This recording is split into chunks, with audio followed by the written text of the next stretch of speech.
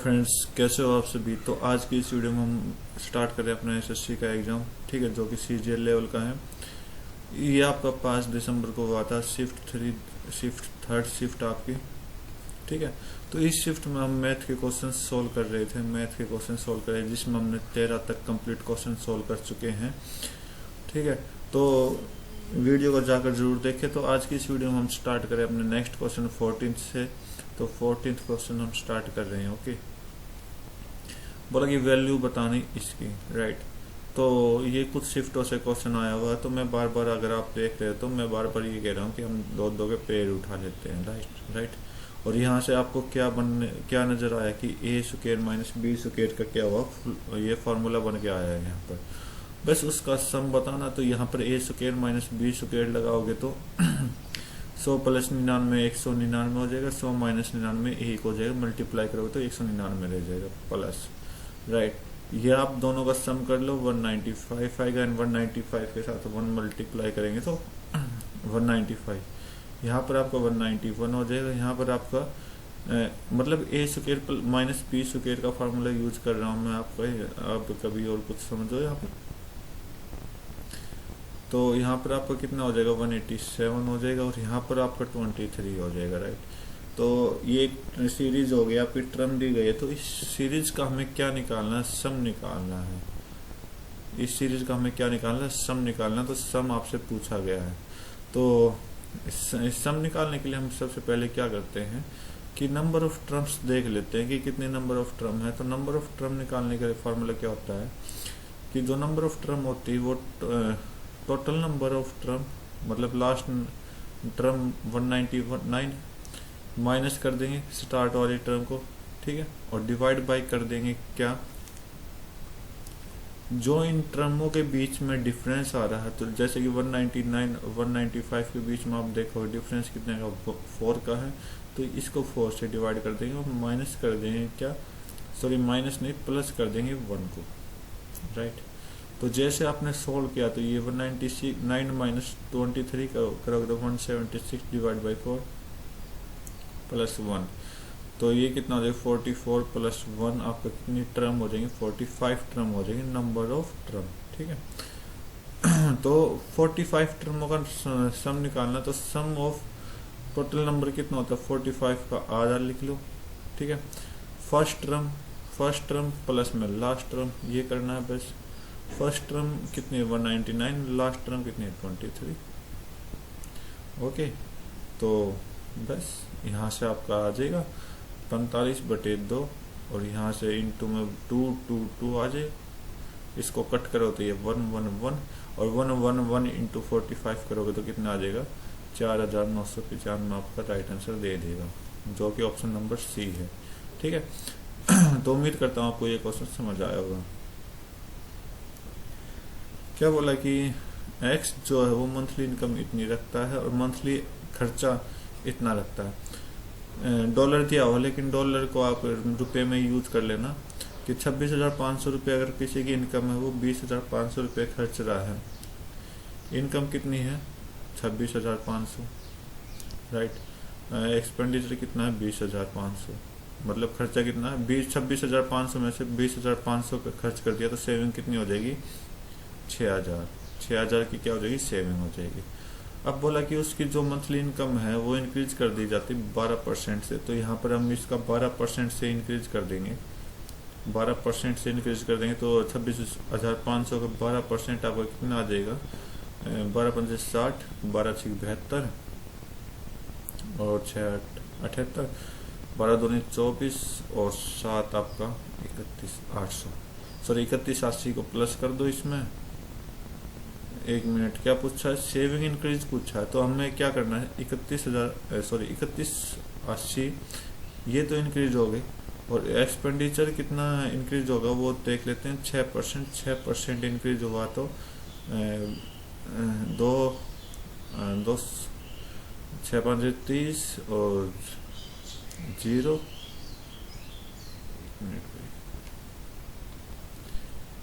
6×5 30 और 12, ठीक है।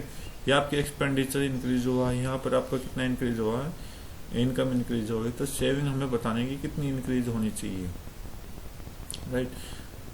तो सेविंग निकालने के लिए क्या करते हैं, 3180 में से हम 1230 को माइनस कर लेते हैं, कितना आ जाएगा आपका ये 0, 8 में 3 गए 5, और ये आपका 1950, ठीक है। तो 1950 का परसेंटेज निकालना है सेविंग का, तो 1950 सेविंग परसेंटेज पूछा है, हाउ मच परसेंट, ठीक है। तो 6000 से डिवाइड कर दो और गुना में 100 कर दो, तो 00 से 00, 10 से 10 कट गई, तो 6 3, ठीक है, 6 दूनी 12, 32 पॉइंट समथिंग जाएगा। तो 32 ये तो कंप्लीट हो जाएगा, लेकिन समथिंग जाएगा तो इसको तो हम कट कर देंगे, 32 जाना चाहिए, 32 जाना चाहिए, 32.5 आपका राइट आंसर दे देगा, ठीक है। उम्मीद करता हूँ आपको ये समझ आएगा, नहीं तो आप पूरी कैलकुलेशन जरूर ट्राई करके देखिए, राइट। क्या बोला कि what is the total number of accountant, बोला कि टोटल नंबर ऑफ अकाउंटेंट कितने हैं जो कि ऑर्गेनाइज किए गए हैं 2019 में। 2019 में टोटल अकाउंटेंट, क्या बोला कि टोटल नंबर ऑफ अकाउंटेंट बताने हैं जो कि 2019 तक काम कर रहे हैं, ठीक है, ऑर्गेनाइजेशन में। तो यहाँ पर अकाउंटेंट ये रहे, और ज्वाइन और लेफ्ट, मतलब किन्होंने कब ज्वाइन किया और कितने ने लेफ्ट किया, ठीक है। तो मैं आपको यहाँ पर डिनोट करके दिखाऊंगा उसको, सो को मतलब हमें वो निकालने जो अब तक काम कर रहे हैं। तो आप एक काम करो, ज्वाइन वाले टोटल कर लो, लेफ्ट वाले टोटल कर लो, ठीक है, और फिर दोनों का माइनस कर दो, तो जो भी आंसर आपका आएगा वो आपका राइट होगा। तो यहाँ पर हम देखते हैं कि 35 काम कर रहे हैं, राइट, लेकिन 0 ने छोड़ा तो 35 ही काम कर रहे हैं। यहाँ पर देखो 26 आए थे, 16 चले गए, तो यहाँ पर 10 रह गए, 15 आए थे, 5 चले गए, 10 रह गए। अब 20 आए थे, 38 रह गए, तो मतलब कितना हो गया, -18 कर दो कि -18 यहाँ से ऑलरेडी चले गए हैं। अब यहाँ पर 14 आए थे, 24 गए थे, तो यहाँ पर कितना हो गया, -10 हो गया, ठीक है। तो बस इनको टोटल 10 से 10 माइनस कर दो, और 35 में से 18 गए, सॉरी 35 में से 18 गए, आपके कितना हो जाएंगे, ये आपका 17 और 10 आपका 27 हो जाएगा, 27 आपका बिल्कुल राइट आंसर हो जाएगा, ठीक है। हमें बस वो निकालने थे जो अब तक काम कर रहे हैं इसमें संस्था में, राइट। तो बोला कि पेरीमीटर ऑफ ट्रायंगल, बोला है कि क्या दे रही, perimeter of triangle with side of integer value के, जो कि 13 है। तो यहाँ पर जो 13 जो दे रखा है वो आपकी साइड्स दे रखी हैं, या आपको क्या दे रखी है, साइड्स दे रखी हैं। तो कितने ट्रायंगल ऐसे पॉसिबल हैं जो बन सकते हैं, राइट। तो सिंपल सा क्वेश्चन तो नहीं है, आप कह सकते हो एक नया तरीके का क्वेश्चन बनाया है एसएससी ने यहाँ पर। तो ये पेरीमीटर ऑफ ट्रायंगल निकालना है जो कि इंटीजर साइड है। अब देखो, अगर पेरीमीटर बोला है तो पेरीमीटर दो तरीके से यहाँ पर आ सकते हैं, एक तो और इवन तरीका, इवन से, एक और से। ये क्या है, साइड है, ये आपकी साइड दे दी मैंने, इवन और ओड। तो इवन जो होती है वो इवन क्या होता है कि अगर पेरीमीटर पी है, इवन में साइड पी है, ठीक है, और इसको हम क्या करते हैं, पी साइज स्क्वायर, हाँ पी स्क्वायर डिवाइड बाई 48 करते हैं, और आपका आंसर निकाल देते हैं क्या, ये आपका साइड नहीं, हम इंटीजर बोलेंगे, ठीक है भाई, इंटीजर्स।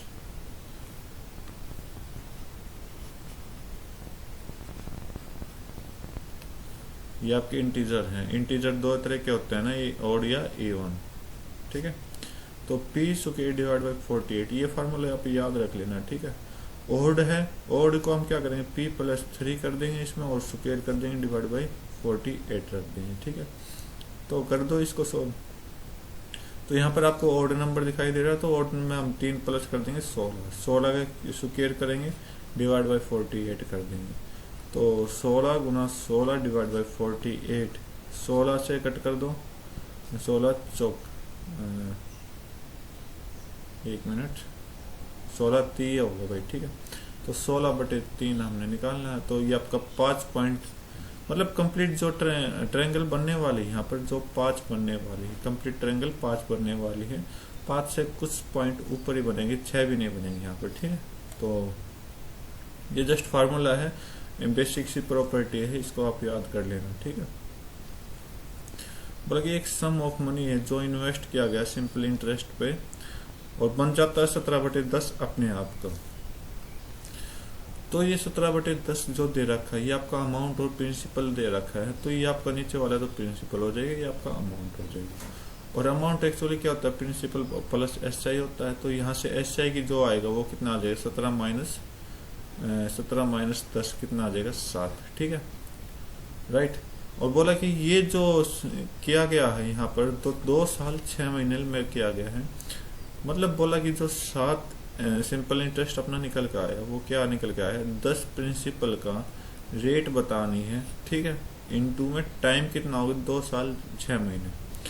तो अगर 6 महीने को मैं साल बनाऊँ तो 1/2 हो गया, 2 से ही 1/2 साल हो जाएंगे, तो मतलब 5/2 साल हो जाएंगे, तो 5/2, ठीक है, इनटू में 100 कर दो, 0 से 0 कट कर दो, राइट, 5 से 2, तो R की वैल्यू कितनी हो जाएगी, 2 दूनी 4, 4 को 7 से मल्टीप्लाई करोगे तो 28 आपका राइट आंसर हो जाएगा। सिंपल सा क्वेश्चन था, ठीक है। बोला कि एक होलो स्फीयर है जो इसकी आउटर रेडियस 4 सेंटीमीटर और इनर रेडियस 1 सेंटीमीटर है। बोला कि वॉल्यूम ऑफ होलो स्फीयर बताना है। ओके भाई, निकालते हैं।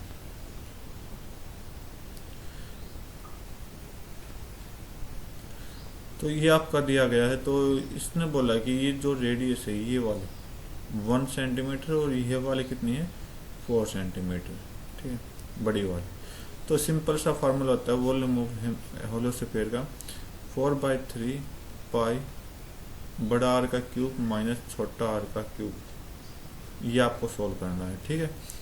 और P दिया है, मैंने बताया था पहले भी, P की वैल्यू हम पाई के बराबर मान लेते हैं, ठीक है, तो पाई को हमें यहाँ सोल्व करने की कोई जरूरत नहीं। तो 4/3 पाई बड़ा R कितना है, 4 का क्यूब करो तो 64 माइनस छोटा r 1 का क्यूब करो तो 1, ठीक है।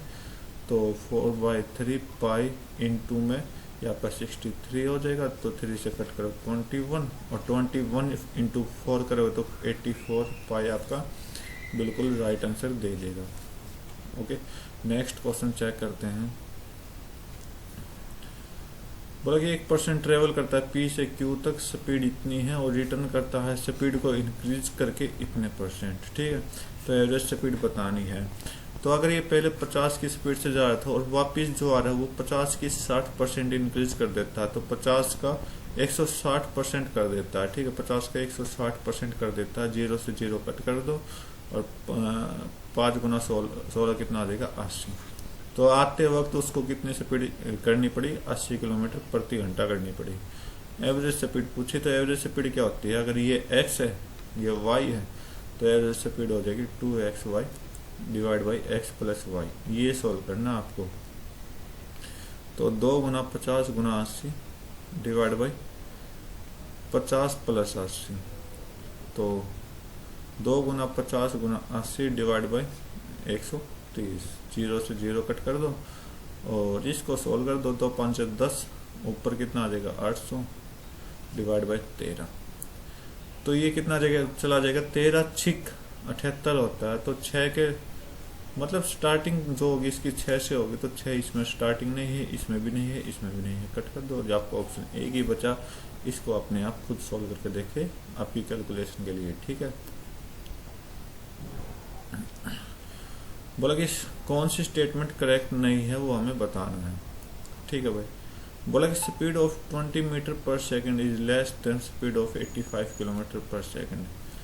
अगर मैं 20 मीटर पर सेकंड को किलोमीटर पर घंटे में बनाता तो क्या करूँगा, 20 गुना 18 डिवाइड बाई 5 कर दूंगा, ठीक है। ये आपका किलोमीटर पर आवर में आ जाएगी, तो 5 से कट करो 4, तो 4 72 किलोमीटर पर आवर। इसने बोला कि 72 जो है वो कम है किससे, 80 से। बिल्कुल करेक्ट बोला है, तो ये तो आपकी ठीक हो जाएगी। इसने बोला कि नॉट करेक्ट हमें बताना है, ठीक है। बोला कि टाइम को कैलकुलेट किया जाता है डिवाइडिंग करके डिस्टेंस को स्पीड को। इसने ये बात बोली कि जो टाइम निकलता है वो डिवाइड किया जाता है डिस्टेंस से स्पीड को। क्या सही, बिल्कुल करेक्ट है। तो ये आपकी करेक्ट हो जाएगी। बोला कि कुछ डिस्टेंस कवर करने पर टाइम कम लगता है हायर स्पीड से। ठीक है, कोई डिस्टेंस मान लो आप जा रहे हो, कोई भी डिस्टेंस आप जा रहे हो, ठीक है, राइट, मतलब बिल्कुल सिंपल तरीके से। लेकिन अब की बार आपने क्या किया, सिंपल तरीके से कहीं तक जाओगे और फिर स्पीड ज़्यादा कर दी, तो इससे क्या होगा, टाइम कम नहीं लगेगा। तो ये बिल्कुल सही बात कही गई है। हिंदी में अगर आप पढ़ते तो और भी अच्छा समझ आता है, या फिर ये बात आप समझो, ठीक है, जस्ट जनरल नॉलेज की बात दी गई है, ज़्यादा कुछ नहीं दिया। ये बिल्कुल करेक्ट है, तीनों करेक्ट हैं भाई। फोर्थ को चेक कर देते हैं। तो बोला कि 99 किलोमीटर जो है वो कम है 24 मीटर पर सेकंड से। तो मीटर पर सेकंड से किलोमीटर पर आवर बना लो, तो 24 को हम क्या करेंगे, 18 डिवाइड बाई 5 से मल्टीप्लाई करेंगे। तो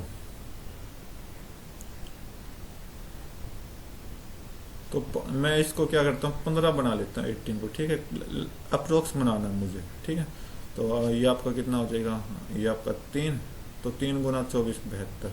अगर 24 को हम 25 बनाएंगे अप्रोक्स बनाने के लिए, डिवाइड बाई 5, 5 से 5 कट करेंगे तो ये 90। बोला कि जो 99 किलोमीटर वो कम है जो अपना गिवन है, या तो देखो 90 मान लेते हैं, लेकिन 90 से क्या है, बड़ा है तो इसका मतलब ये हो जाएगा गलत। अप्रोक्स मान के करना है, ठीक है, अप्रोक्स मान के करना ताकि आपकी कैलकुलेशन इजी हो जाए। तो ये आपका लास्ट वाला ऑप्शन बिल्कुल करेक्ट हो जाएगा, ये आपका गलत हो जाएगा, नॉट करेक्ट बताना है। ओके, बोला कि एक ट्रायंगल है ABC और उसका इंटरनल बाइसेक्टर है एंगल B और एंगल C इंटरसेक्ट करता है एक एंगल 105 डिग्री पर, ठीक है, एंगल A हमें बताना है।